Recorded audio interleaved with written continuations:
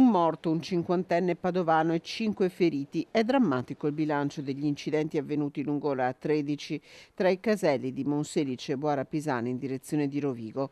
Il più grave intorno alle 11 quando un automobilista ha tamponato violentemente un mezzo pesante all'altezza del chilometro 78.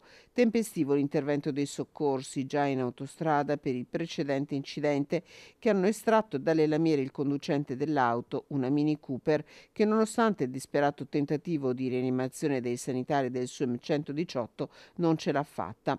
Il primo incidente era accaduto a 2 chilometri di distanza. Qui i mezzi coinvolti sono stati 3, un'auto, un furgone e un camioncino compattatore dei rifiuti che si è rovesciato fuori dalla carreggiata.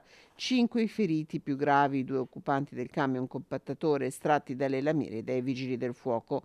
Tutti sono stati trasferiti in ospedale. Una mattinata di nebbia nell'area, forse la concausa degli incidenti. Sul posto gli agenti della Polizia Stradale di Rovigo che hanno condotto i rilievi.